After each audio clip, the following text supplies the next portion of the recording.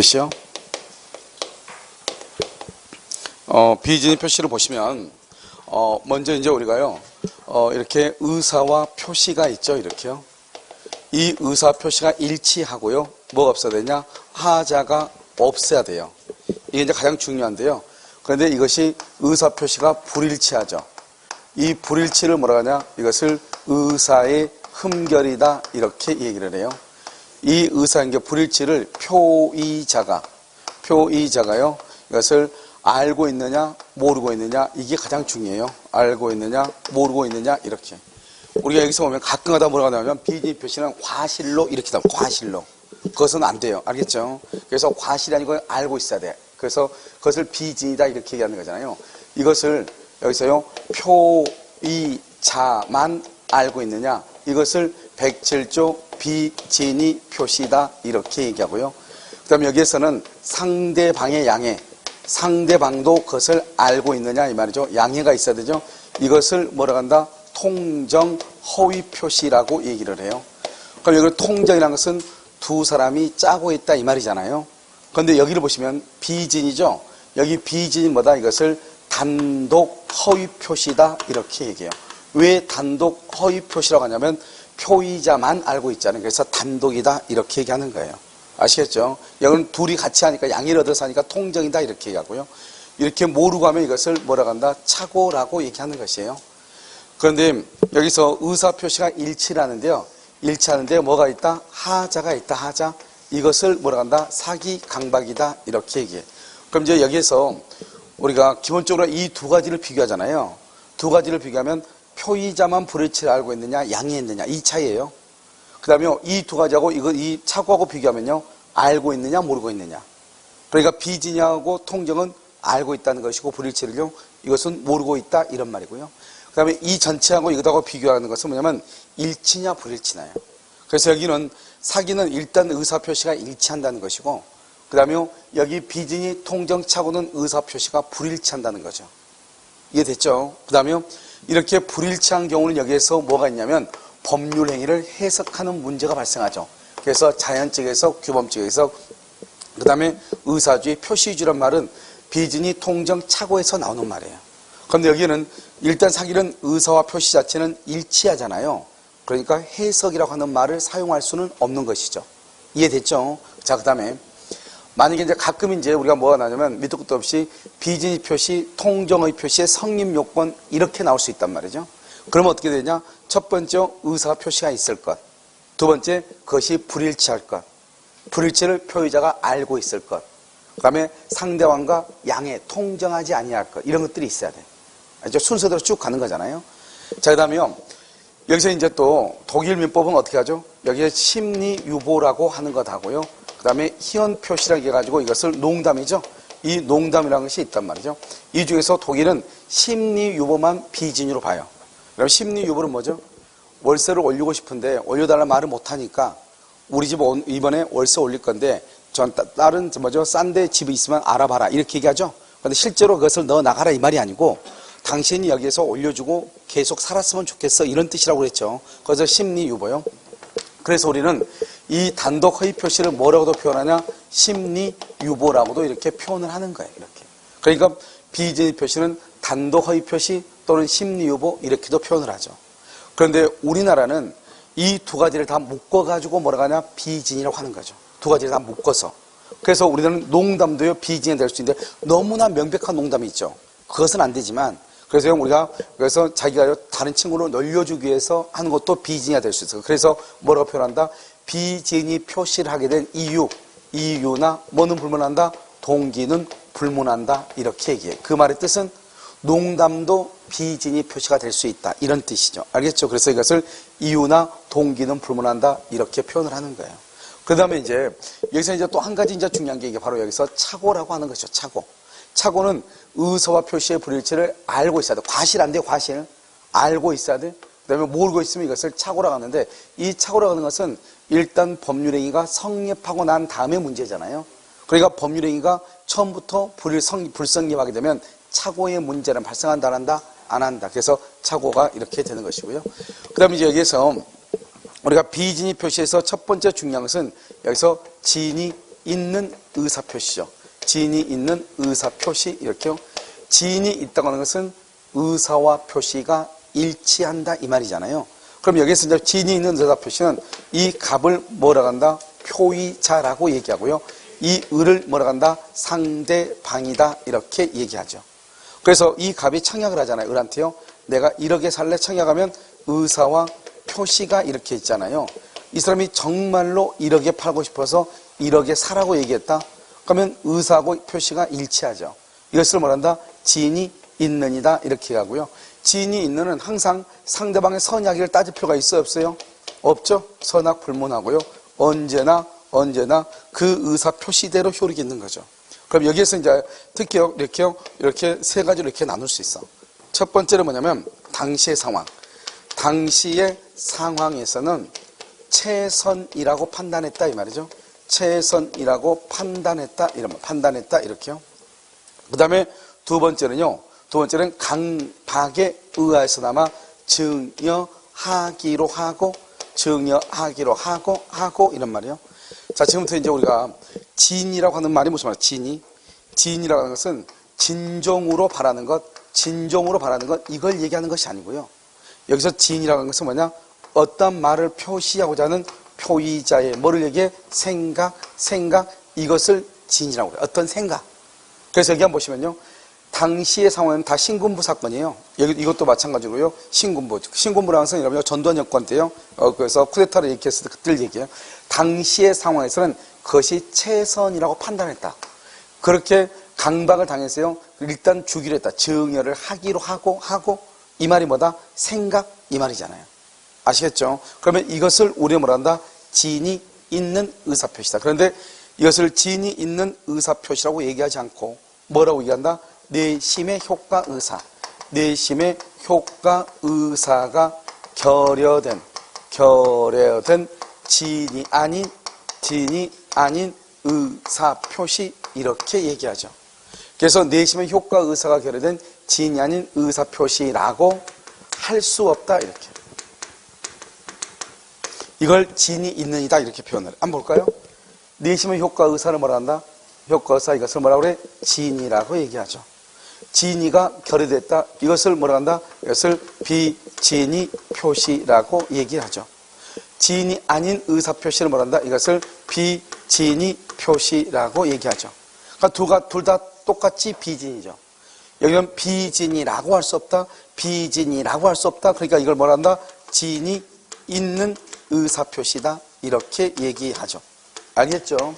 자, 지금부터 이제 보면 이것을 또 어떻게 또 표현하냐 이렇게 표현해. 내심의 효과의사가 결여된 것이라고 할 수 없다. 다른 말로 지인이 아닌 의사표시라고 할 수 없다. 똑같은 말이죠. 알겠죠? 그 다음에 또 뭐라고 표현하냐면 의사와 표시가 불일치한다고 볼 수 없다. 여러분 의사표시가 불일치하면 일단 비진이가 될 수 있잖아요. 그런데 의사와 표시가 불일치한다고 볼 수 없다. 이렇게 표현을 해. 아시겠죠? 자, 그 다음에 계속 당시의 상황에서는 최선이라고 판단했다. 강박에 의하여서나마 증여하기로 하고 이게 가장 시험에 잘 나온 지문이에요. 그 다음에 이제 또 두 가지가 뭐냐면 우리가 법률상 사실상의 장애로 대출을 받을 수 없는 자를 위해서 대출금 명의를 대여를 해. 대출금 명의 대여. 그 다음에 또 뭐냐면 사립학교가 교직원들의 명의, 교직원 명의를 빌려서 대출을 받아. 됐죠? 그럼 이것을 뭐란다? 이것을요. 채무부담의 의사가 없는 것이라고 할 수 없다. 이렇게. 그 다음에 여기는요. 주채무자로서 책임을 지겠다. 이렇게. 책임을 지겠다. 이렇게. 자, 지금부터 보시면 채무부담의 의사를 뭐란다? 진이라고 하죠. 진이. 됐죠? 진이가 없는 것, 진이가 없으니까 이걸 뭐라고 한다? 비진이라고 하죠. 됐죠? 비진이라고 할 수 없다. 그러니까 뭐라고 한다? 진이 있네이죠. 그래서 다른 국가고 시험에 뭐라 나왔다? 채무부담의 의사가 있는 것이라고 할 수 없다. 그러면 큰일 나. 채무부담의 의사가 진이죠. 진이가 있다. 진이가 있죠? 있는 것이 할 수 없다. 그러면 비진이가 돼버려. 그래서 여기서 키워드는 뭐다? 없는 것이다. 이게 키워드예요. 이해되셨죠?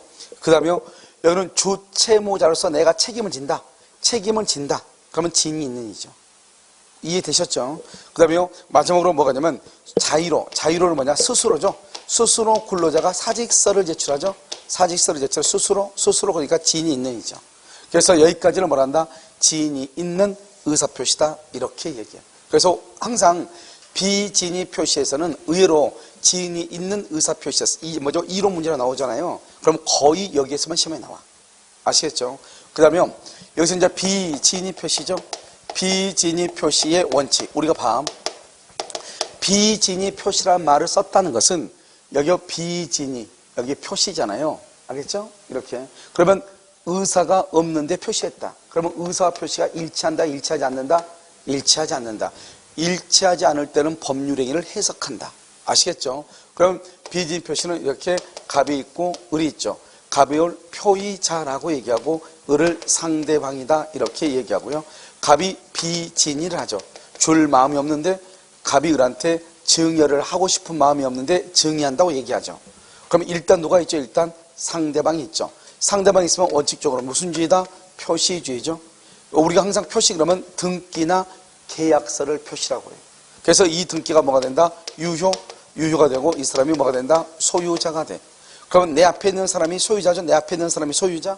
그러면 그 다음 사람은요? 그 다음 사람 뭘 불문하고? 선, 악을 불문하고 소유자가 돼. 무슨 법칙이라고 한다? 엄폐물의 법칙이다. 이렇게. 됐죠? 자, 그럼 이게 이제 그래서 비진위 표시는 원칙적으로 표시대로 효력이 있다. 비진위는 뭐대로?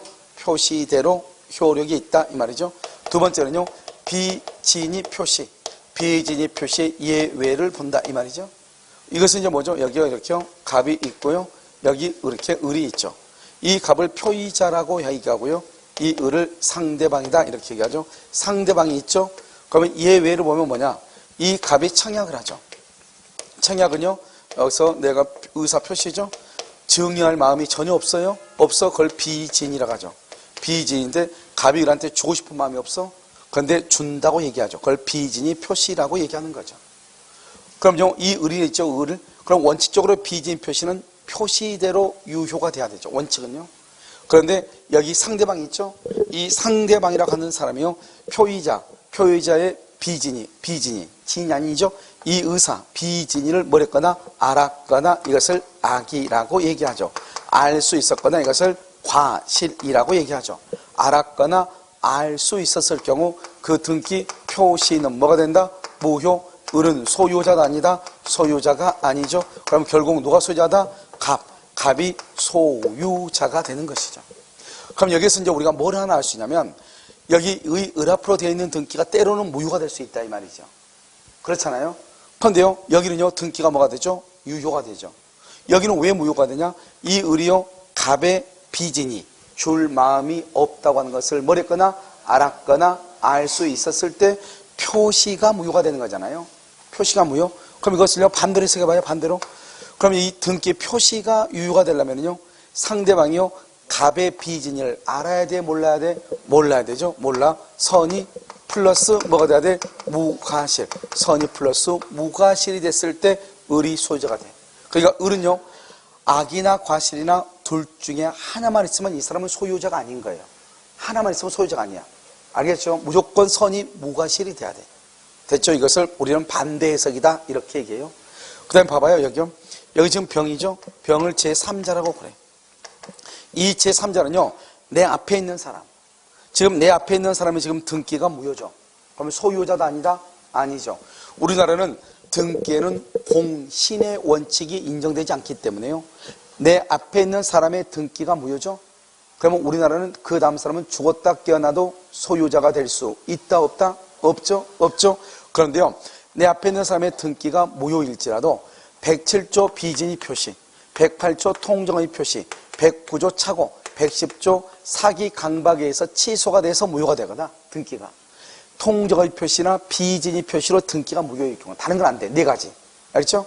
무효인 경우는 이 병이라는 사람이 선이라는 것은 이 등기가 비진위로서 무효인 것을 모른다 이 말이죠. 악이라는 것은 그것을 알고 있다 이 말이죠. 알겠죠? 선인 경우는 제3자가 선인 경우는 뭘 한다? 소유권을 취득할 수 있다. 이것을 특별 규정이라고 그래요. 그래서 우리가 원칙적으로 등기에는 공신의 원칙을 인정하지 않는데 이러한 경우는 예외적으로 소유권을 뭐 할 수 있다? 인정할 수 있다. 이런 말이죠. 그러면 병이 지금 누구죠? 선이죠. 병이 선이면 소유자죠. 소유자는 그럼 어떻게 돼요? 항상 이렇게요. 내 앞에 있는 사람이 뭐가 되면 소유자면은 그 다음 사람은 뭘 불문하고 선, 악을 불문하고 소유자가 되죠. 이것을 우리는 무슨 법칙이라 한다? 엄폐물의 법칙이다. 이렇게 엄폐물의 법칙이다. 그런데 내 앞에 있는 사람이 소유자가 아니다. 악인은 소유자가 아니죠. 그러면 그 다음 사람 다시 뭐가 돼야 돼? 선일 때 소유자, 악일 때는 소유자가 아니다. 그래서 우리가 제3자라고 하는 것은 판례가 병만 제3자가 되는 것이 아니고 정도 제3자가 될 수 있다. 이렇게 얘기했어. 알겠죠? 그럼 여기서 또 중요한 것은 만약에 병이 선이다. 병이 선이면 어떻게 돼요? 갑은 원래 갑과 을만 있으면 갑이 소유자죠. 그러니까 갑은 을 앞으로 되어 있는 등기를 빨리 말소하면 되죠. 그런데 갑이 그럼 을이 지금 병한테 팔았더니 병이 선이죠. 그럼 병이 소유자? 그럼 갑은 더 이상 소유자도 아니다. 아니죠. 그래서 갑은 선의의 제3자에게 뭐 하지 못한다? 대항하지 못하고 악의의 제3자한테는 뭐 할 수 있다? 대항할 수 있죠. 이것을 우리가 뭐란다? 상대적 무효라고 얘기했어요. 나중에 여러분요, 무효에서 이런 말이 나온단 말이죠. 선의의 제3자에게 대항할 수 없는 것은 이게 나온단 말이죠. 그걸 상대적 무효라고 해요. 상대적 무효는 모두 몇 개 있어요? 모두 몇 개? 그래서 여기요, 보면 비진의 표시, 통정의 표시는 선의의 제3자에게 대항하지 못하죠. 그런데요, 109조 착오에 의해서 취소가 되면 무효가 되죠. 사기 강박에 의해서 취소가 되면 무효가 되죠. 사기 강박이나 착오로 인한 취소는 누구에게 대항하지 못한다? 선의의 제3자. 똑같아. 그래서 착오나 사기나 강박에 의해서 취소가 되죠. 그럼 무효가 되죠.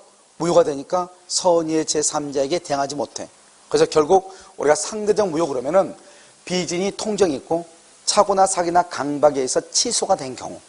알죠? 그럼 무효가 되죠. 무효인데 누구에게 대항하지 못한다? 선의의 제3자에게 대항하지 못한다. 그래서 여러분 시험에요, 선의의 제3자에게 대항하지 못하는 경우는 이렇게 나올 수 있어. 그런 상대적 무효를 묻는 것이다. 알겠죠?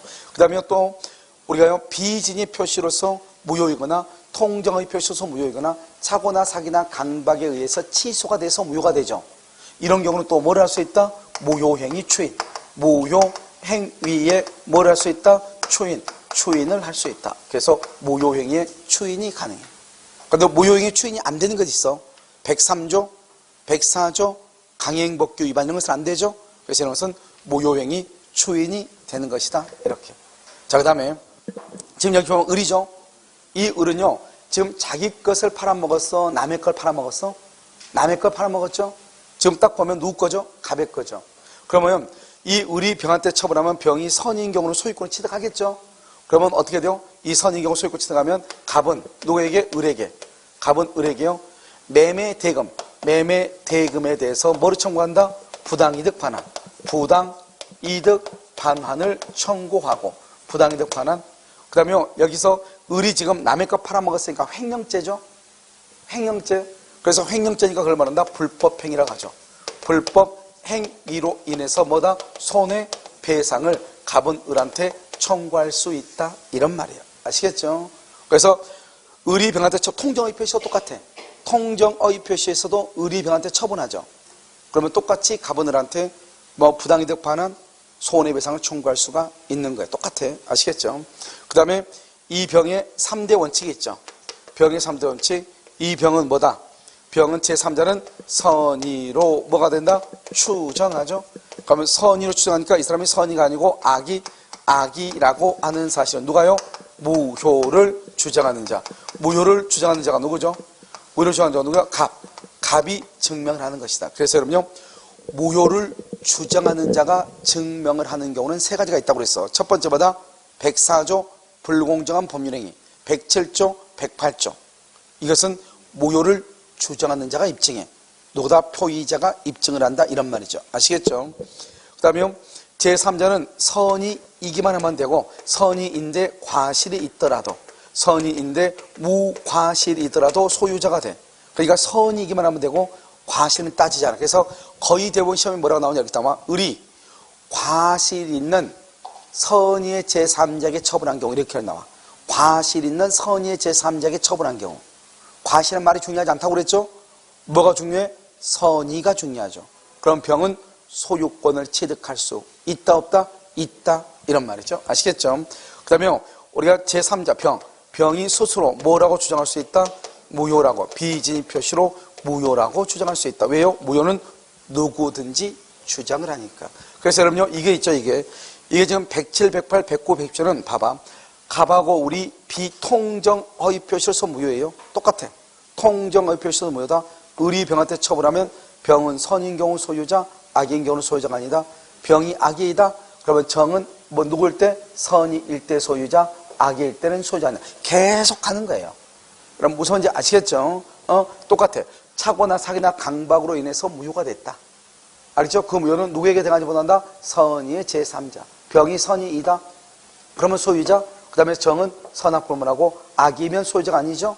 그러면 정은 누구일 때? 선일 때 소유자, 악일 때는 소유자가 아니고 이때 병의 3대 원칙 똑같아. 107, 108, 109, 110죠. 제3자의 선의는 추정되고 제3자가 선의가 아니고 악이라고 하는 사실은 누가 입증하고 무효를 주장하는 자가 입증하고 제3자는 선의이기만 하면 되고 과실이 있든 무과실이든 관계없이 선의이기만 하면 소유권을 취득한다. 아시겠죠? 그것은 다 동일하다 이 말이죠. 그 다음 마지막으로 이제 적용 범위라고 하는 것이 있어. 적용 범위요. 적용 범위. 그래서 우리가 이 107조부터 110조까지는 사법상 법령, 즉 재산상 법령이죠. 재산상 법률행위에 인정이 되고 가족법은 이런 가족법은 무조건 가장 중요한 게 뭐냐? 의사예요. 의사. 혼인할 의사가 없는데 혼인신고가 돼 있어. 그럼 이런 무효인 것이에요. 알겠죠? 무효. 혼인할 의사가 없는데 혼인신고가 돼 있다. 그건 무효라고. 그래서 여러분요, 우리가 이제 보면 국민연금법이라든가 공무원연금법인가 거기서 아마요 사실혼 배우자 있죠. 사실혼 배우자의 경우 연금을 일정이 뭐 40인가 50%인가 사망하면은 그 뭐죠? 사실혼 배우자한테 그 연금을 인정한단 말이죠. 근데 이 사실혼 배우자라는 것이 입증이 돼야 되잖아요. 사실혼 배우자다. 사실혼 관계로 살았다. 그냥 연인 관계하고 다르잖아요. 사실혼 배우자는 혼인신고만 되어 있지 않지 혼인할 의사는 있는 것이에요. 그냥 부부로서 생활할 의사가 있는 거예요. 알겠죠? 그래서 여러분 보면 보통 이제 인정하냐 재판이 됐을 때 이렇게요, 사람이요, 여기 그 뭐죠, 남편하고요, 남자가 있고 아내가 있잖아요. 근데 아내가요, 남자한테 오빠라고만 계속 지칭했거나, 그 다음에 연상 연하에 있어가지고요, 남자가요, 여자한테요, 누나라고만 계속 얘기했어. 그럼 우리가 보통 부부 사이가 되고 그러면 어떻게 해야 돼요? 뭐 여보 뭐 이렇게 뭐 써야 되잖아요. 그런 말이 아니고 그냥 오빠, 누나 이렇게만 지칭한 경우, 그런 경우는 사실혼 관계를 인정하지 않았어요. 왜냐면 호칭이라는 게 상당히 중요하죠. 그래서 그런 건 인정하지 않고요. 그 다음에 뭐 자기라고 얘기했거나, 뭐 여보라고 얘기했거나, 주변에요, 경조사를 같이 참석을 했다. 그러니까 상대방 배우자의 경조사를 같이 참석한다. 이런 경우는요, 사실혼 관계를 인정을 했단 말이죠. 그러니까 상당히 중요하죠, 이게. 뭐요? 우리가 남의 집에 무조건 경조사 가는 게 아니잖아요. 왜 무조건 가는 사람 있나요? 그러니까 그런 것들이 바로 뭐냐면 가족법상에서 그런 것이 아주 중요해요. 뭐가 중요하다? 의사가 아주 중요해. 됐죠? 그 다음에 공법. 공법에는 적용이 안 돼. 그럼 공법은 뭐가 있다? 공무원의 사직서 제출. 그러니까 봐봐. 공무원은 개인이죠, 개인이죠. 그걸 사인이라고, 사인이라고 하는 것은 이렇게요. 개인이다, 이 말, 사인이다. 사직서는요, 국가한테 내죠. 그것을 공법행위라고 얘기해요. 그래서 사인의 공법행위라고 얘기하는 거예요. 그 다음에 두 번째요, 소치하 같은 거, 소송을 제기해서 소를 치한다, 소송행위는 다 공법상 행위죠. 이런 경우는 언제나 뭐대로 표시대로 유효가 돼, 표시대로. 그러니까 비진약에 해서 뭐 무효가 된다거나, 또는요, 강박을 당해서 내가 소송을 취하거나 소송을 제기해서 어쩔 수 없이 그럴 때 해서 그것을 취소할 수 있느냐? 절대로 못하는 거예요. 알죠? 그러니까 어떤 이유로 소송을 제기하면 소가 제기되는 것이고 어떤 이유로 소를 취하면 없어지는 거예요. 그러니까 우리가 내가요, 그 소송을 제기했더니 뭐죠? 깍두기가 와가지고요, 막 윽박지르면서요, 죽일 때 살 때 돼가지고 어쩔 수 없이요, 일단 소를 취하했단 말이죠. 그럼 그냥 취하가 되는 거예요. 강박에 의해서 취소한다는 말이 나올 수가 있다 없다. 그래서 여러분요, 이것은 107, 108, 109, 110조에 다 공통이에요. 무슨 말인지 알겠죠? 그래서 이것을 얘기하고요. 이건 비진입 표시에서 특히 이건 중요하고요. 그런데 비진입 표시가 우리가 이제 문제가 나올 때 의외로 비진입 표시는 통정의 표시는 제3자라든가 그 다음에 우리가 강제 집행을 면할 목적 이런 것도 있죠. 그것에 의해서 문제가 보통 나오는데요. 비진입 표시 같은 경우는 딱히 사례형 문제로 나오는 경우는 좀 드물고요. 이론으로 나오면 의외로요, 좀 까다롭게 나올 수가 있어요. 말장난을 해가지고. 아시겠죠? 특히 여기 보면 알았거나 알 수 있었을 때 무효가 되잖아요. 근데 여기서 뭐라고 나온다? 알았을 경우에 하나여 무효이다. OX, X. 알 수 있었을 경우에도 무효가 되니까. 됐죠? 자, 그 다음에 두 번째는요, 우리가 대리권 남용이라고 하는 것이 있죠. 그러면 대리권 남용은 대리권의 범위 안에서 이루어져. 그래서 원칙적으로 대리인이 대리권을 남용한다 할지라도 누가 책임을 진다? 본인이 책임을 지는 게 원칙이란 말이죠. 그런데 상대방이요, 대리인이 대리권을 남용할 것이라고 하는 사실을 뭘 했거나 알았거나 알 수 있었다. 그러면 본인은 책임을 진다 안 진다? 안 지죠. 그때 알았거나 알 수 있었다고 하는 것은 비진입 표시에 관한 규정을 뭘 한다? 유추 적용한다. 그래서 여기서 한 가지 중요한 게 대리권 남용의 경우에는 비진입 표시에 관한 규정이 유추 적용된다. 이 말이 중요해요. 아시겠죠? 그래서 여러분요, 일단 우리가 뭘 가지고 오냐면 문제를 가지고요 한번 보도록 그렇게 하겠습니다. 아시겠죠?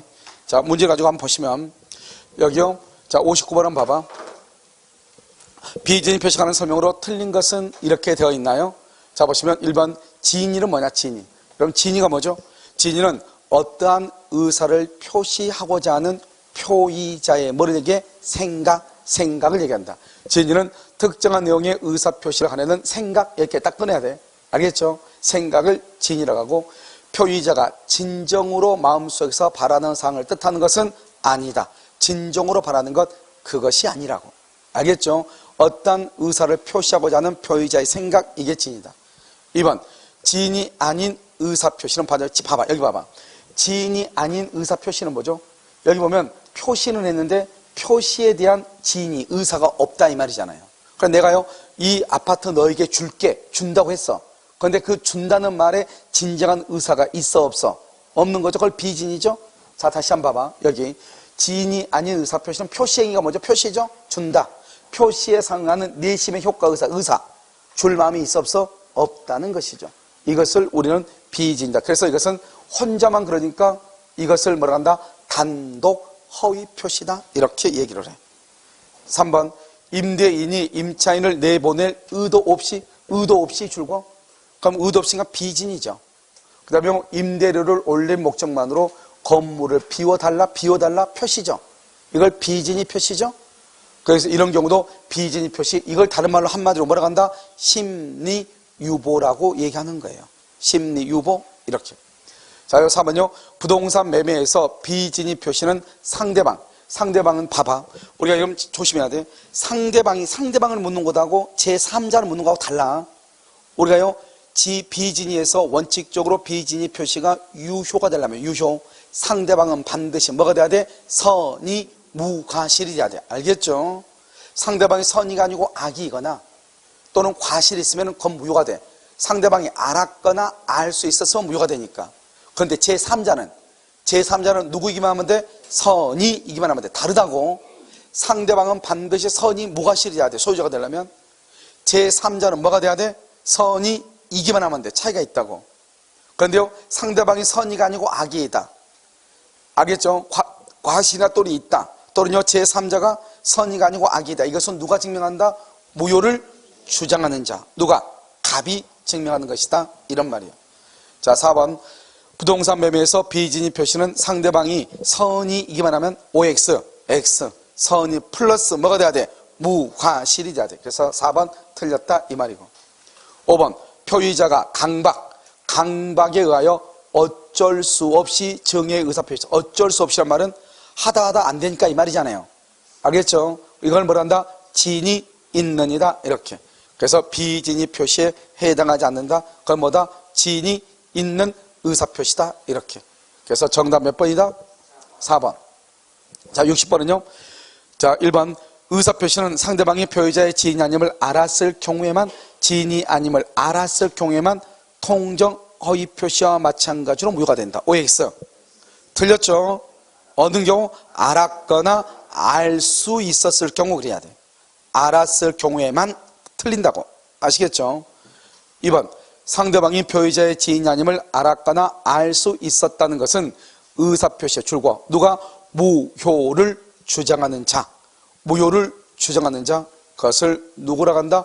표의자가 입증을 하는 것이다. 그래서 우리가요, 무효를 주장하는 자가 입증한 경우는 기본적으로 세 가지를 암기한다. 첫 번째마다 불공정한 법률행위, 두 번째 비진위 표시, 세 번째 통정 허위 표시. 이 세 가지는 누가 입증한다? 무효를 주장하는 자. 이렇게. 자, 그럼 3번 여기 잠깐 설명을 해야 돼요. 빠뜨렸네요. 여기요. 잠깐 이쪽으로. 자, 여러분 여기 보시면 이제 비진위 표시에 있어가지고 가장 기본적인 판례가 있어. 가장 기본적인 판례는 뭐냐면 여기서 표의자죠. 이때 비진위 표시의 판례는 뭐냐면 사립대 조교수, 사립대요. 사립대 조교수가요 사표를 내는 것을 얘기해요. 알겠죠? 그래서 사립대학교 조교수가 사직서를 낼 마음이 없는데 사표를 냈어. 그랬을 때 어때요? 이 상대방이요. 그것을 이건 뭐냐면 여기서 이사회를 얘기해. 이사회. 이 이사회가요 그것을 알아요, 몰라요? 모르죠. 알겠죠? 선이 무과시다 이 말이죠. 이때는 그 사직서 제출대로 뭐가 된다? 그것은 이 사람은요 아웃되는 것이에요. 무슨 말이겠죠? 사립학교는. 그런데요 여기서는요 비진위 표시에 대해서 예외가 있죠. 그래서 여기는 딱 하나, 비진위 표시 원칙에서는 딱 하나, 사립대 조교수 사표 제출 이거 하나 말면 돼. 그런데 여기서는요 비진위 표시 예외에서는 뭐를 하나 알면 되냐? 그것은요 이 값을 뭐란다? 표의자를 근로자라고 얘기해. 근로자. 알겠죠? 그 다음에 여기 을을 뭐라고 표현한다? 이것을 회사의 경영방침 이렇게. 회사의 경영방침이나 또는요 사용자가요 지시를 해. 지시 또는 강요를 해. 무슨 말이죠? 너 빨리 사표 내라고. 이 사람이 사표를 낼 마음이 전혀 없는데요 사표를 내라고 강요한단 말이죠. 그러면 이해되셨나요? 그럼 봐봐요. 근로자는 사표를 낼 마음이 없어 비진이에요. 그런데 사표를 냈어요. 뭐 때문에요? 사용자가 지시해서. 그 말은 상대방은 갑이 사표를 낼 마음이 없다고 하는 것을 알고 있었다, 모르고 있었다, 알고 있었다 이 말이잖아요. 알겠죠? 그러면 그 사표는 유효이다, 무효이다? 무효이다, 무효. 아시겠죠? 그래서 우리가요 원래 이제 비진위 표시 원칙에 관한 판례는 알 필요가 없지만 무엇은 알고 있어야 된다? 그것은요 근로자가 뭐를 했다? 사직서를 제출했다. 이건 알겠죠? 그런데 사용자가 지시를 했다. 회사의 경영 방침에 따라서 했다. 이것은 뭐가 된다? 그것은 무효가 된다. 이런 말이죠. 아시겠죠? 자, 그럼 다시 한번 보시면 3번 한번 봐봐. 문제 60번에 3번. 사용자가 줄고 이것을 상대방이라고 그래. 사용자가 사직의 의사가 없는 비진이죠. 근로자 줄것이고 표의자죠. 근로자라는 건 어쩔 수 없이 사직서를 제출 그것을 표시라고 그래. 그러니까 비진이 표시가 되죠. 됐죠? 그래서 의원 면직한 경우 사직의 의사표시는 무효이다. 무효 동그라미 거기다 써. 이것은 다른 시험에는 또 뭐라고 돼 있다. 이거 똑같은 문제에다가 뭐라고 했냐면 여기는 무효다 이렇게 돼 있지만 다른 문제에서는 또 뭐라고 했냐면 비진위 표시에 해당한다 이렇게. 그러니까 비진위 표시에 해당해서 무효이다 이런 말이죠. 이해되셨죠? 그렇게. 자, 그러면 4번은요. 대리권 남용의 경우에도 대리권 남용 줄고 비진위 표시에 관한 107조 1항 단서 규정이 유추 적용될 수 있다 없다? 있다. 5번 공무원 줄고 사직의 의사표시라여 의원 면직이 되죠. 공무원이 사직의 의사표시 거기까지 줄고시면 사인의 공법행위라고 얘기하죠. 우리가 사인의 공법행위는 비진위 표시, 통정의 표시, 착오, 사기, 강박에 관한 규정이 적용이 된다, 안 된다? 안 된다, 적용되지 아니한다. 이렇게. 정답 몇 번이에요? 1번이요? 자, 61번은요. 틀린 것은 이렇게 되어 있죠. 1번. 표의자가 의사표시의 내용을 진정으로 오욕하지는 않았더라도 줄고 그 다음에 당시의 상황에서는 최선이라고 판단 거기까지만. 당시의 상황에서는 최선이라고 판단 이것을 뭐라고 한다? 지인이 있는 의사표시다 이렇게요. 그 다음에 지인이 아닌 의사표시 비지인으로 볼 수 없다. 그러니까 지인이 있는 의사표시다 이런 말이죠. 아시겠죠? 2번 대출 절차상의 편의를 위하여 명의를 빌려준 자 명의 대여죠. 명의를 빌려준 자는 채무 부담의 의사 여기까지 뭐란다? 지인이죠. 채무 부담의 의사가 없는 것, 그럼 여기는 뭐다? 비진이죠. 비진이라고 할 수 없으므로 이걸 뭐란다? 진이 있는이죠. 알겠죠? 그래서 그 의사표시는 비진이 표시가 아니다. 이렇게. 맞죠? 자, 3번.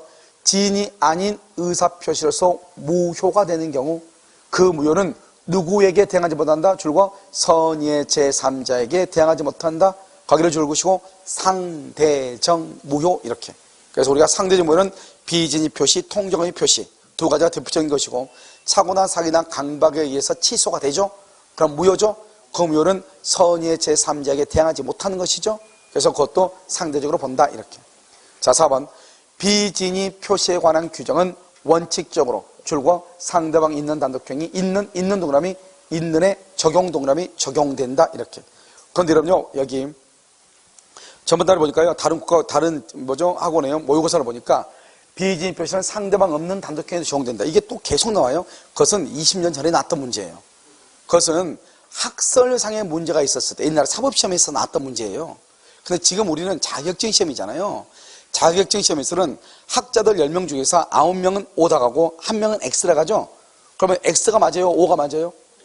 그렇게 볼 수 없죠. 학문은 그렇게 하는 게 아니에요. 누구의 견해가 맞는지 그걸 어떻게 알아요? 알았죠? 10명 중에서 9명은 O라고 그래. 한 사람은 X라고 그래. X가 더 맞을 수도 있잖아요. 그렇기 때문에 만약에 문제가 되면은 무조건 다 맞는 것으로 하는 것이에요. 알겠죠? 그러니까 그것은 논란이 있어요. 이리 가든 저리 가든. 우리 대표적인 시험에 뭐가 나왔어? 대표적인 게요. 우리가 한번 몇 년 전에 한 20회인가 20몇 회인가 그때 보면 뭐가 나오냐면 전세권에서 전세 목적물의 일부가 전세권자의 잘못으로 멸시됐다. 전세권자. 그럼 그 법조문에 보면 뭐라고 되냐? 전세권이 소멸한다 안 한다 그런 말이 없이 전세권자는 손해배상 책임을 진다 이렇게 나와 있거든요. 근데 우리 시험에 나왔을 때는 뭐라고 나오냐면 전세 목적물의 일부가 전세권자의 잘못으로 멸시를 됐다는 그 전세권은 소멸하지 않고 손해배상 채권으로 바뀐다. 이렇게 돼 있단 말이죠. 근데 다른 학자들은 다 뭐라고 하냐? 10명 중에서 9명은 뭐라고 얘기하냐면 당연히 전세권은 물권이고 물권은 사람이 물건을 지배할 수 있는 권리잖아요. 그러니까 전세 목적물의 일부가 멸시라면은 물건이 있어 없어? 일부가 없죠. 지배할 수 있어 없어? 없죠. 그러면 그 부분의 전세권을 소멸하고 손해배상을 청구한다. 이렇게 가야 된다. 이렇게 얘기한단 말이죠. 그게 논리적이잖아요. 그런데 한두 사람은요 그렇지 않다. 전세권은 소멸하지 않고 그대로 존재하고 말이 안 되는 거잖아요 이거요. 그런데 그렇게 주장하는 사람이 있단 말이죠. 그래서 그게 시험에 나왔을 때 온 동네가 난리 났단 말이죠. 이의제기하고. 그런데 그런 학자들의 견해도 있어가지고 받아들이지 않았어요. 알았죠? 그러니까 그런 것이 논란이 되고 이렇게 하면 더 이상 그런 논란은 안 나와요. 아시겠죠? 그래서 상대방 없는 것이 시험에 나올 가능성은 없다 이렇게 보시면 돼요. 그래서 우리 시험에도 2번인가 3번인가 나왔는데 그때도 전부가 다 상대방 있는 경우만 시험에 나왔어. 아시겠죠? 그래서 상대방 있는 경우에만 적용이 된다. 그러면 여기 있는 동그라미가 거다요. 계약. 계약에는 적용이 돼 안 돼? 계약은 적용돼 안 돼? 그럼 계약은 몇 명 있어? 당연히 상대방이 있어 없어? 그럼 당연히 적용되죠. 아시겠죠? 5번은요. 진위와 표시가 일치하지 않음을 표의자가 줄고 알지 못한 경우 줄고 그것을 착오라고 그래. 의사와 표시가 일치하지 않은 것을 착오라고 그래. 비진이 표시라고 얘기하지 않는다 이 말이죠. 뭐라고 얘기한다? 착오이다. 알고 있으면 비진이, 모르고 있으면 착오 이렇게. 정답 몇 번이에요? 5번이죠. 자 62번은요. 1번 비진이 표시는 상대방과 통정이 없다는 점에서 허위 표시와 구별되지. 아주 정확하죠? 그래서 통정이 없다 이 말이죠. 알겠죠? 통정 동그라미하고 써 거기다가 통정이 결여되면, 통정이 없으면 비진이 표시로 해결 이렇게. 통정이 결여되면 비진이 표시로 해결 이렇게. 아시겠죠? 왜요? 비진이와 통정은 비진이와 통정의 표시는 양해라고 하는 것이 있느냐 없느냐의 차이니까. 아시겠죠? 2번 학교 법인이 그 학교의 교직원 명의로 줄고 교직원 명의로 그 다음에 맨 끝에 금전을 차용 이렇게 금전을 차용했죠. 그러면 명의대여자가 누구죠? 교직원이죠. 교직원의 의사표시는 주채무자로서 뭐가 있다? 책임이 있다. 이것을 다른 말로 뭐라고 한다? 지인이 있는이다 이렇게. 자 3번 지인이 아닌 의사표시에서 상대방이 표의자의 지인이 아님을 알았다 알았다 줄고, 그럼 그것을 무효라고 그래. 취소할 수 있다. 우리 시험에 나온 거예요? 그러면 안 돼. 알겠죠? 취소가 아니고 뭐다? 무효이다. 이렇게. 무효. 이렇게. 3번 틀렸죠? 4번은요. 상대방이 표의자의 지인이 아님을 알았을 경우. 알았다? 그러면 뭐가 된다? 무효이죠? 맨 끝에 무효를 주장. 이렇게 해야지. 취소할 수 있다? 그러면 안 돼. 자, 그다음에 5번은요. 사인의 공법행위 줄고, 그 사인의 공법행위를 뭐라고 한다? 사인의 공법행위는 비진이가 적용되지 않으므로, 그 다음에 줄고 공무원의 사직의 의사, 공무원의 사직의 의사, 이것을 뭐란다? 사인의 공법행위. 똑같은 말이죠.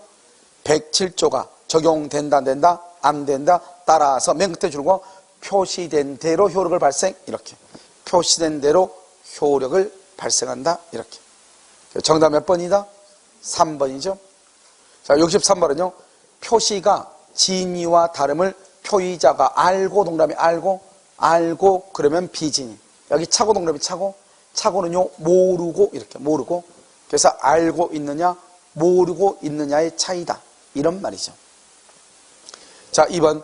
재산을 강제로 뺏긴다는 것이 표의자의 본심으로 잠재되어 있었다 하여도 표의자가 마지못해 줄과 마지못해 증여의 의사표시. 마지못해라면 어쩔 수 없이 이 말이죠. 그러니까 이거 생각을 했다 안 했다? 했다 이 말이죠. 이것을 뭐라고 한다? 진이 있는 의사표시. 그래서 비진이 표시가 된다. OX, X 이렇게. 3번은요. 객관적으로 보아 줄과 명백히 사교적인 농담, 명백히 사교적인 농담 이렇게. 알겠죠? 그래서요 친구하고 얘기하는데요. 야, 너 왜 이렇게 인상이 안 좋아? 그랬더니, 마누라하고 날마다 싸우니 더 이상 살기 싫다 그러니까, 그래? 그럼 니네 마누라 나 주라. 그러면 되겠어, 안 되겠어? 안 되죠. 알겠죠? 그래서 명백히 사교적인 농담, 그것은 의사표시다, 아니다. 그래서 의사표시로서 효력이 발생한다, 안 한다? 안 한다, 이 말이죠. 자, 4번은요, 표의자가 의사표시를 하는 줄과 이유나 동기는 묻지 않는다, 불문한다. 아까 얘기했죠? 우리나라는 희연표시, 명백한 농담 말고, 알겠죠? 남이 타인이 알 수 없는 그런 농담 같은 게 있죠? 그런 것도 의사표시가 될 수 있어 없어? 있으니까 이유나 동기는 불문한다, 이렇게. 5번. 비진이 표시는 원칙 동그라미, 표시 동그라미, 효력 동그라미 발생. 표시된 대로 효력을 발생을 해. 아시겠죠? 이것을 원칙, 비진 표시는 원칙이죠. 정답 몇 번? 2번이요. 자, 64번은요. 틀린 것은 이렇게 되어 있죠. 1번. 진이 아닌 의사표시에 있어서 진이 동그라미 진이는 뭐다? 표의자의 생각. 진이는 뭐다? 표의자의 생각. 진정으로 바라는 것을 뜻하는 것이 아니다, 이런 말이죠. 자, 2번은요. 대리행위로 진이 아닌 의사표시를 한 대리인의 진위가 본인의 이익에 반하는 것이고, 본인의 이익에 반한다 줄고 본인의 이익에 반하는 것, 이것을 뭐란다? 대리권 남용이라고 얘기하는 거예요.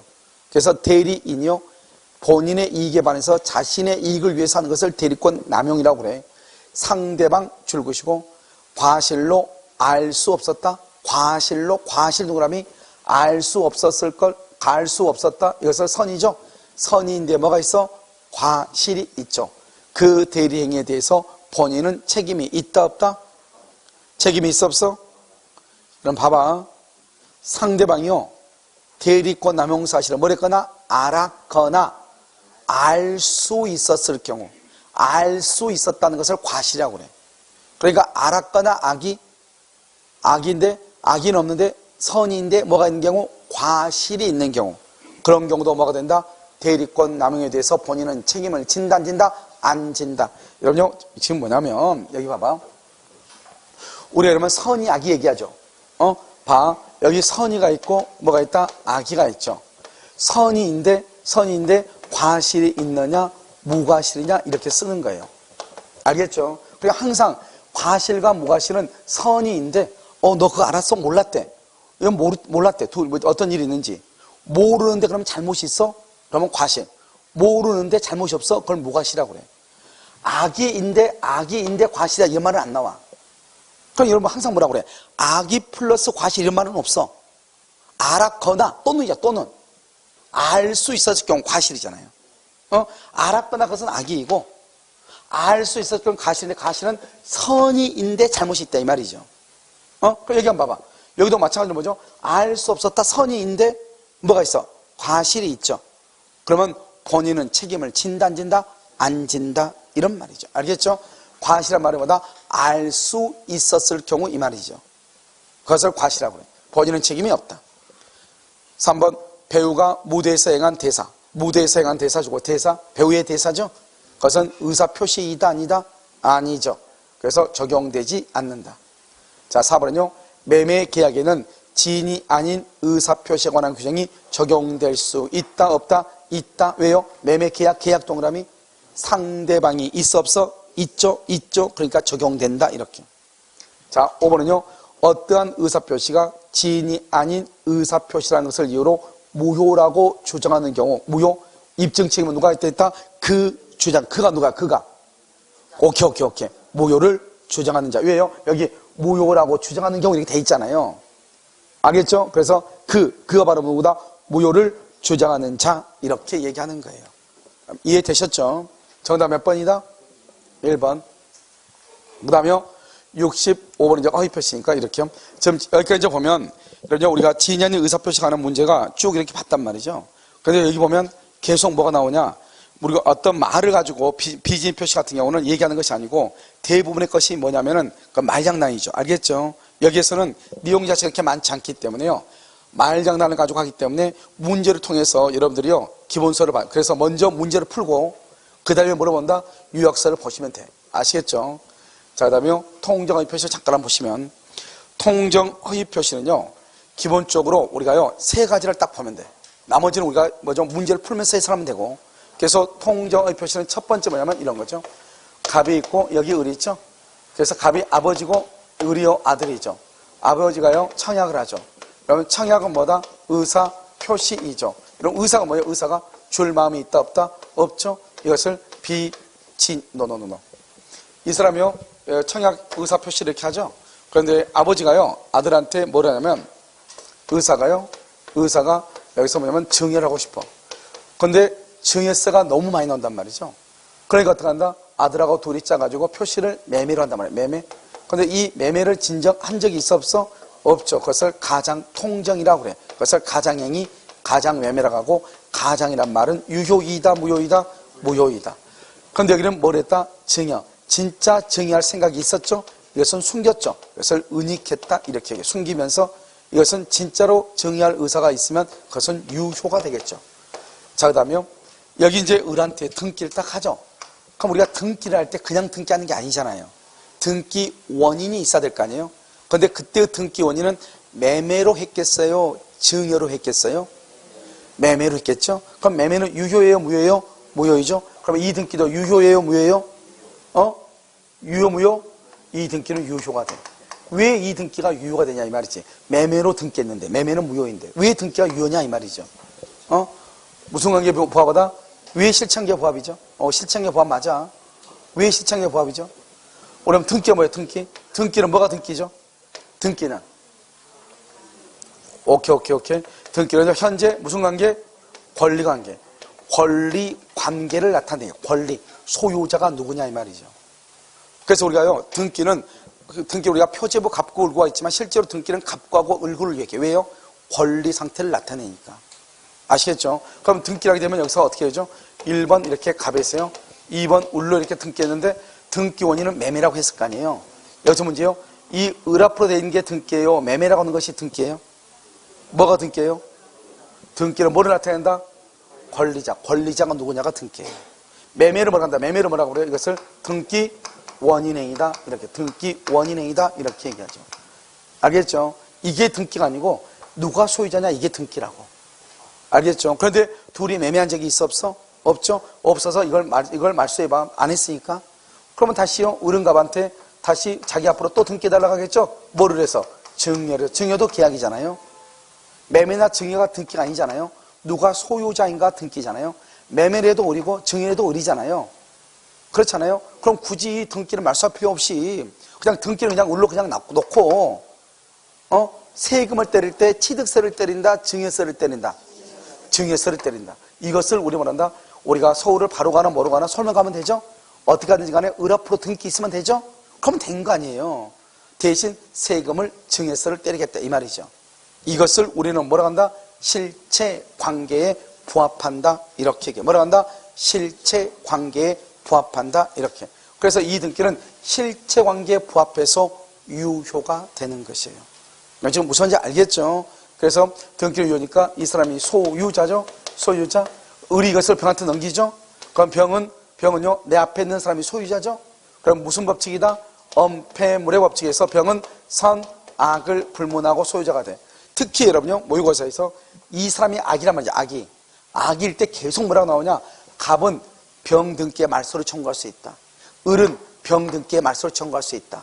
갑은 을을 대회에서 말소 청구할 수 있다. 막 이런 말이 나온단 말이죠. 말소 된다 안 된다? 안 된다. 을이 소유자니까 악이어도 소유자가 된다. 그럼 이 사람이 완전한 소유자죠? 그러면 봐봐. 내 앞에 있는 사람이 소유자죠? 내 앞에 있는 소유자니까 그 다음 사람은 또 무슨 법칙? 엄폐물 법칙에서 이 사람도 뭐를 분문하고? 선, 악을 분문하고 또 소유자가 돼. 그래서 어떻게 되죠? 병이 악이고 정이 악일지라도 정은 뭐가 된다? 소유자가 된다. 이게 중요하다니까요. 아시겠죠? 그래서 여러분 시험에 뭐가 나온다? 이게 만약에 시험에 나오면 논점이 없어. 알죠? 첫 번째, 은닉행위는 유효이다. 가장매매는 무효이다. 을 앞으로 되어 있는 등기는 유효로서 소유자가 된다. 병이 악이어도 소유자다. 병이 악이고 정이 악이라도 소유자가 된다. 내가 지금 말한 것 중에서 하나를 비틀어. 아시겠죠? 논점은 서너 개밖에 없어. 이해됐죠? 그래서 이것을 먼저 하나를 알고 그 다음에 이제 이건 그래서 시험에 자주 나온 거 아니고요. 우리 시험에는 이게 2번인가 3번인가 나왔는데 2번인가 3번인가. 그런데 다른 시험에는 거의 나온 적이 별로 없어요. 다른 국가고시에는. 그런데요, 이건 이제 보면 이렇게 이제 갑이 있죠. 갑이 있고 여기요 2월 1일 날 1억을요 A가요 채권자죠. 채권자한테요 여기서 1억을 이렇게 빌린 거예요. 갑이요. 그런데 갑이 돈을 갚지 않으니까 A가요 경매를 하려고 그래. 그 경매를 뭐란다? 그것을 강제 집행이다 이렇게. 그러니까 어떻게 돼요? 갑이 경매를 당하지 않기 위해서 그것을 면탈이라고 얘기해요. 그래서 갑이요 을하고 짜고요 을하고 짜고 이것을 거짓말 매매 가장 매매라고 얘기하는 거예요. 이 거짓말 매매에 의해서 이 사람이요 을 앞으로 이렇게 등기를 넘겨. 그런데 가장에서 가장 매매는 이것은 통정의 표시로서 무효거든요. 우리가 무효가 되면은 채무 불행이란 말은 나올 수가 없어요. 채무 불행에 의해서 갑이 을한테 을이 갑한테 손해배상을 청구할 수가 없어요. 자, 지금부터 우리가 채무 불행이란 말의 뜻이 뭐죠? 계약을 체결하고 이행기 때 이걸 중도금 날짜에 중도금을 지급하지 않는 것을 채무 불행이라고 하죠. 중도금이 이행기잖아요. 이행기 때 이행하지 않는 것을 채무 불행이라고 하죠. 그런데 무효는요. 무효는 언제부터 무효이다? 성립할 당시부터 효력이 없죠. 그러니까 이행기 중도금이라는 말이 나와 안 나와? 안 나오죠. 그러니까 채무 불행이라는 말이 나올 수가 없어 무효에는. 그래서 손해배상이라는 말이 나올 수가 없는 거예요. 아시겠죠? 자, 그 다음에 이렇게 해가지고 이제 등기를요, 을 앞으로 빼돌렸다 이 말이죠. 그럼 여기에서 이 사람이 지금 강제 집행을 면탈할 목적이죠. 이것은 공익이다, 사익이다? 사익이죠. 103조 위반이다, 아니다? 아니죠. 746조 불법 원인 급여이다, 아니다? 아니죠. 불법 원인 급여면 갑은 을한테 반환 청구를 못 하는데 불법 원인 급여가 아니니까 반환을 뭐 할 수 있다? 청구할 수 있죠. 반환을 청구한다는 것은 갑하고 을하고 가장매매를 뭐 할 수 있다? 철회할 수 있다. 이런 말이에요. 알겠죠? 그 다음에요. 이 을 앞으로 되어 있는 등기는 유효이다, 무효이다? 무효이다. 소유자다, 아니다? 소유자가 아니다. 그러면 누가 소유자? 갑이 소유자죠. 그럼 갑이 소유자인데요. 문제는 뭐죠? 이 A는 여전히 건물에 대한 소유자는 갑이니까 큰 문제는 없어 보이죠. 그런데 문제는 뭐냐면 이 만약에 을이요. 이것을 병한테 처분한다. 병한테. 이 병을 뭐라 한다? 제3자라고 하죠. 그런데 우리나라는 내 앞에 있는 사람의 등기가 무효일 때는 공신의 원칙에 의해서 병은 소유권을 취득을 못하는데 107조 비진의 표시에 의해서 무효. 그 다음 108조 통정 허위 표시에 의해서 을의 등기가 무효이면은 그 다음 사람은 누구일 때? 선의일 때 소유자, 악일 때는 소유자다, 아니다? 아니다. 이렇게 특별 규정을 두고 있죠. 그 다음에 이 병이 선이죠. 소유자죠. 그러면 그 다음 사람은요, 내 앞에 있는 사람이 소유자다. 그 다음 사람은 뭐를 본문하고? 선, 악을 본문하고. 무슨 법칙이다? 엄폐물의 법칙이다. 내 앞에 있는 사람이 소유자가 아니죠. 그러면 그 다음 사람 누구일 때? 선일 때 소유자, 악일 때는 소유자가 아니고 계속 이렇게 간다 이 말이죠. 그러니까요, 병이 악이더라도 전득자가 선이면 소유권을 취득한다. 이게 중요해. 그 다음에 여기요, 제3자죠. 제3자의 3대 원칙이요. 3대. 제3자의 3대 원칙. 제3자의 선의는 추정하고, 제3자는 선이 이기만 하면 되고, 과실, 무과실을 불문하고, 제3자가 스스로 뭐라고 주장할 수 있다? 무효라고 주장할 수 있다. 다 똑같아. 그 다음에 갑은 선의의 제3자에게 대항하지 못하고 악의의 제3자에게는 대항할 수 있다. 그러면 어떻게 돼요? 을도 병한테 대항하지 못하고 갑도 대항하지 못하죠. 그러면 뭐라고 하냐 이렇게 얘기해. 비진이 표시로 무효이거나 통정 허위 표시로서 무효인 경우 선의의 제3자에게는 어느 누구도 대항할 수 있다 없다? 없다 이런 말이죠. 그 다음에 희한하게요, 우리는 보통 언제나 이런 말 쓰면 안 되죠. 잘 우리가 언제나 반드시 이런 말 쓰면 보통 문제에서 틀리다 이렇게 보는 거잖아요. 그런데 통정 허위 표시는 당사자 간에는 언제나 무효가 돼. 통정 허위 표시는 이런 말이 나와. 통정 허위 표시는 당사자 간에는 언제나 무효이다. 여기서 또 한 가지 문제예요. 그러면 통정 허위 표시가 무효이죠. 무효이죠. 그 통정 허위 표시는 불법이기 때문에 무효이다. OX. 통정 허위 표시는 무효잖아요. 불법이기 때문에 무효이다. OX. X예요. 103조 위반을 불법이라고 하잖아요. 103조 위반이 아니다. 아니죠. 불법이기 때문에 무효인 것은 아니다. 이 말이죠. 그 다음에 여기 이제 이 A 채권자 입장에 봐봐요. 채권자 입장에 봤을 때는 이 을이라고 하는 사람이 등기를 가지고 있다가 등기 말소해주면 등기가 갑에게 넘어오잖아요. 그러면 갑이 넘으면 A가 압류해서 경미하면 되잖아요. 그런데 이 을이 자기 앞으로 등기되어 있으니까 이것을 병한테 처분한단 말이죠. 그런데 병의 선의는 뭐가 돼? 추정되죠. 병의 선의는 추정되죠. 그러니까 이러면 어떻게 돼요? 이 을이라는 사람이 병한테 처분하면 병은 무조건 소유권을 취득한단 말이죠. 소유권 취득해버리면 더 이상 갑은 소유자가 아니죠. 경미할 수 있다 없다? 없다. A는 병 것을, 선의의 병 것을 압류할 수 있다 없다? 없죠. 왜요? 이 A는 갑의 채권자지 병의 채권자가 아니잖아요. 그러니까 을이 병한테 처분하기 전에 등기를 갑 앞으로 가져와야 되겠죠. 근데 갑이 그걸 가져온다 안 가져온다? 안 가져오니까 어떻게 한다? A가 어떻게 한다? 갑을 뭘 해서? 대위해서 을 명의에 등기를 뭐하고? 말소하고 누구를 대위해서? 갑을 대위해서. 또 하나는 여기 A가 갑을 대위해서 이렇게 돼 있죠? 갑을 대위해서 이렇게. 자, 두 번째는요. 이 A가요. 을을 상대로 뭘 한다? 채권자 취소권을 행사할 수 있다 이 말이죠. 채권자 취소권 이렇게. 그 채권자 취소권은 뭐냐 봐. 첫 번째, A가 먼저 갑한테 돈을 빌려줬어. 돈 받을 게 있죠? 그런데 갑이요, 돈을 갚지 않으려고 3월 1일 날 을하고 짜고 을한테 등기를 빼돌려. 이렇게 빼돌린 것을 뭐란다? 이것을 사해행위다 이렇게 얘기해. 사해행위다 이렇게. 만약에 우리가요, 가등기에 기해서 본등기를 하죠. 그때 사해행위는 가등기 성립시를 기준으로 판단을 해. 알겠죠? 그래서 언제 이 사람 사기를 쳐가지고 손해를 끼친다 이 말이죠. 자기하고 둘이 계약도 안 했으면서 불구하고 마치 계약을 한 것처럼 거짓말로 계약서를 써가지고 등기를 넘기니까 결국 A가 손해가 되는 거잖아요. 그래서 사기로 인해서 손해를 끼친다, 사해행위다 이렇게 얘기를 해요. 알겠죠? 그러니까 순서가 먼저 뭘 해야 돼? 돈 받을 게 먼저 있고 돈을 갚지 않기 위해서 재산을 빼돌려. 순서가 이런 구조가 됐을 때 채권자 취소권도 행사를 해.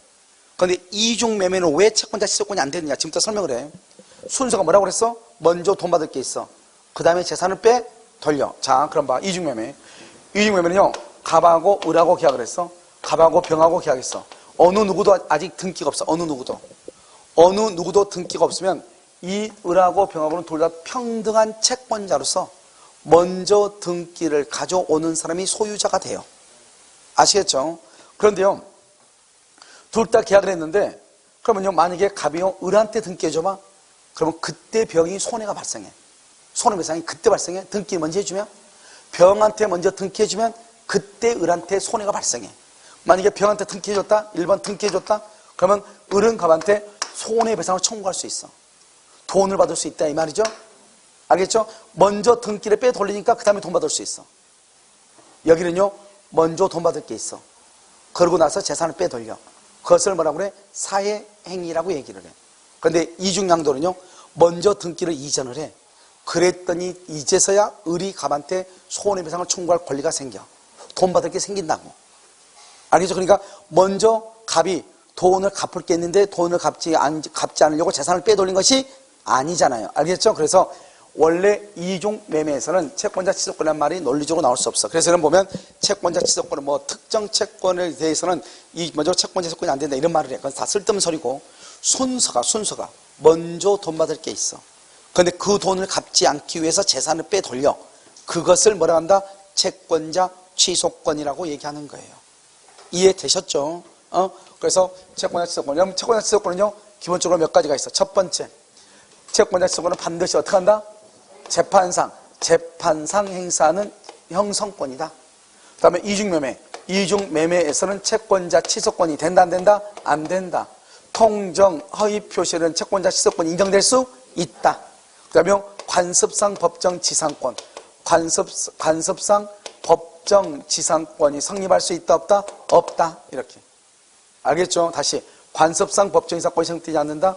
통정 허위 표시에 적용된다. 이중매매에 적용되지 않는다. 반드시 재판상으로만 행사한다. 이렇게. 이것을 우리는 뭐라 한다? 통정 허위 표시에 관한 것이고, 물론 이제 통정 허위 표시에 여기서 한 가지가 빠졌는데, 그게 바로 뭐냐면, 여기서 을이 병한테 처분하죠? 그러면 누구한테 손해가 발생해? 갑에게 발생하죠? 따라서 갑은 을에게요, 을이 병한테 판 돈, 매매대금 돌려달라고, 그걸 뭐라 한다? 부당이득 반환. 자기 집을 처분했어? 남의 걸 처분했어? 남의 걸 처분했으니까 횡령죄, 불법행위로 손해배상 청구. 그래서 갑은 을한테 매매 대금에 대한 부당이득 반환이나 불법 행위로 인한 손해배상이나 청구할 수 있다. 이런 말이죠. 아시겠죠? 그래서 이 두 가지를 먼저 보고, 그래서 그 다음에 이제 제3자. 우리가 제3자를 보는 것은 너무너무 간단해요. 알겠죠? 아주 간단해. 제3자는 뭐냐면, 먼저 당사자, 우리 병 지금 보던 거죠? 갑하고 을은 제3자가 아니에요. 그 다음에 이 갑하고 을이에요, 상속인 제3자가 아니에요. 포괄승계인이라고 그래요. 포괄승계인. 그 다음에 이 당사자예요, 지위를 이전받은 자, 지위를 승계한 사람, 이 사람도 제3자가 아니에요. 자, 이런 사람들이에요. 2번 이건 제3자가 아니에요. 그 다음에 또 누가 제3자가 아니냐? 수익자는 제3자가 아니에요. 그 다음에 여기요, 채권의 가장양도. 채권의 가장양도요. 가장양도. 잘 봐. 여기요, 채권은 2월 1일인데 이 채권을 거짓말로 양도해. 그러니까 4월 1일 날. 그럼 가장양도에서 채무자. 그 다음에 여기요, 일반 채권자. 그 다음에 채권 추심을 의뢰받은 자. 잘 봐봐. 우리가 이제 여기서 제3자는 뭐냐면, 이런 사람 이외의 자로서 허위 표시. 그럼 허위 표시를 뭐라 한다? 허위 표시. 이걸 가장, 가장, 이렇게요. 이것을 뭐라 한다? 이것을 을이라고 그래. 그래서 여기요, 새로운 이해관계.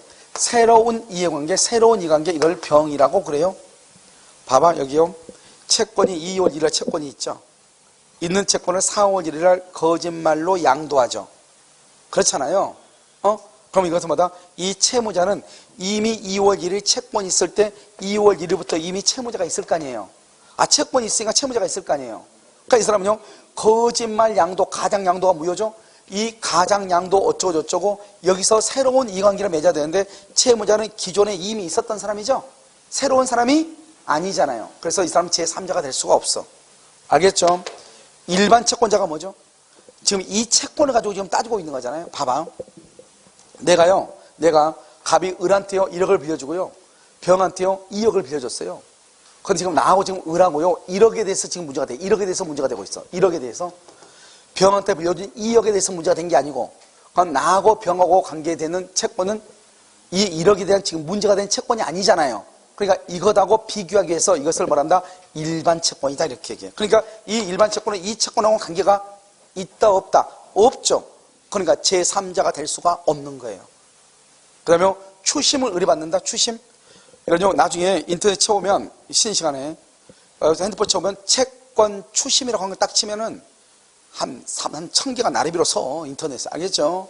그래서 뭐 채권 추심하면 우리는 뭐 국가의 허가를 받은 기관이 어쩌니 뭐 쑥 쓴단 말이죠. 원래는 채권 추심은 상인 간의 상거래에 관한 채권을 추심할 수 있도록 국가가 허락을 해줬어요. 그런데 문제는 뭐냐면 민사채권, 개인 간의 민사채권에 관한 것도 판결문이 있거나 공증을 받았거나 이런 것들이 있죠. 이런 채권은 내가 돈을 못 받으면 그 사람은 돈 좀 대신 받아달라고 의뢰할 수 있도록 돼 있어. 민사채권도. 그런데 아직 그냥 계약서만 쓰고 판결문이 없는 채권이 있죠. 그것은 다른 사람이 대신 추심을 못해요. 알겠죠? 그걸 하려면 반드시 뭔가가 있어야 돼. 공적 증서가 있어야 돼. 아시겠죠? 그런 것은 그것을 또 그 기관에다 또 추심할 수 있어. 그럼 하려면 어떻게 해야 돼요? 추심을 의뢰하려면 내가 가지고 있는 채권을 채권 양도라고 하는 계약서에서 채권 양도를 해야 돼. 그래서 여러분 좀 이따 나오겠지만 추심을 위한 채권 양도, 그 추심을 위한 채권 양도는 내가 돈을 좀 받아달라고 내가 그 채권을 넘겨야지 그 사람이 가서 받아올 거 아니에요. 그러니까 추심을 위한 채권 양도는 허위 표시가 아니에요. 그것은 뭐가 된다? 유효가 되는 것이고, 그것은 마치 뭐가 똑같냐? 내가요 부탁하는 거와 똑같죠. 그것을 신탁행위라고 하는 거예요. 그래서 추심을 위한 채권 양도, 신탁행위는 유효이다 무효이다? 유효이다 이 말이에요. 지금 이해되셨나요? 나중에 우리가 한 번 시험에 나왔어. 그러니까 여기서 보란 말이야. 추심은 가서 너가 대신 돈 받아오면은 내가 수수료 주겠다는 거지.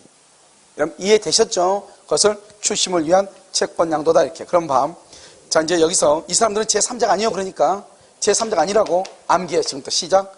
당사자 대한대, 상속인, 포괄 승계인, 지위를 이전받은 사람, 그 다음에 누가 있다? 수익자. 안 되죠? 그 다음에 채권의 가장 당사자 3개. 채무자, 일반 채권자, 추심을 해. 다시 채무자, 일반 채권자, 추심을 해. 이러면 우리가 간단하게요, 이것만 딱 알고 있어도 그냥 답을 그냥 조금 맞출 수 있어요. 제3자냐 아니냐 했을 때. 알겠죠? 그런데 여기서 봐봐. 여기에서는 가장 매수인, 가장 양수인, 여기 가장 채권, 가장 소비대차,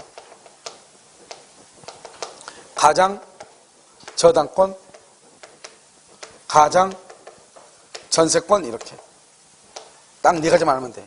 이게 을이에요. 이게 을. 그러니까 먼저 뭘 찾느냐? 가장이라고 하는 말이 바로 뭐다? 허위 표시라는 말이에요. 허위 표시다. 허위 표시로 매매를 한 매수인으로부터 이 말이죠. 가장 채권을 가지고 있는 사람 을로부터 이 말이죠. 가장으로 거짓말로 저당권을 설정했는데 그 저당권으로부터 이 말이죠. 전세권으로부터 이 말이죠. 알겠죠? 그래서 여기서 뭐라 했다? 전세권에는 저당권을 설정을 해. 저당권에서 경락을 받아. 그 다음에 가장 채권에 대해서는요, 가장 채권에 파산되죠? 파산 관제인이 있고요. 또 누가 있어요? 보증선, 보증인이 있고요. 그 다음에 압류나 가압류가 있고요. 여기 매수인이죠? 이 사람이 거짓말 매수인인데 진짜 매수인자고 다시 매수한 사람이요. 또는요, 여기에서 가등기를 사람이요. 저상권자고 저 집에다 저당 잡은 사람이요. 전세권 잡은 사람이요. 압류나 가압류한 사람이요. 알겠죠? 이것은 누가 될지 모른다. 그러니까 암기할 필요가 있다 없다? 없고. 뭐가 중요하다? 앞에를 빨리 찾는 게 중요하다. 이것을 빨리. 이걸 빨리 찾아야 돼. 이걸 빨리 찾아야 돼. 알겠죠? 그러니까 항상 딱 4가지다. 뭐 가장 채권, 가장 매수인, 가장 저당권, 가장 전세권. 그 다음에는 뒤에는 다 알 필요 없어. 당연한 거니까. 그 다음에 여기서요, 파산 관제인이란 말이 중요하다. 파산 관제는 뭐다? 첫 번째 제3자다. 제3자, 선악 구분, 선악은 총파산 채권자, 총파산 채권자를 기준으로 판단한다. 선악은. 그 다음에 여기요, 일부는 선이고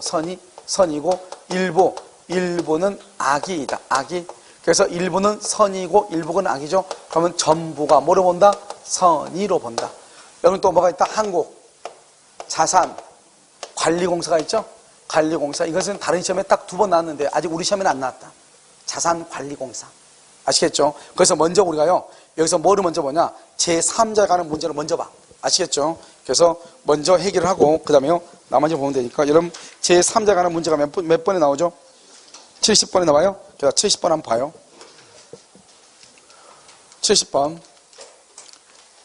자, 통정의 표시 무효는 선의 제3자에게 대항할 수 없다. 다음 중에서 제3자에 해당하지 않는 것은? 이렇게 돼 있죠?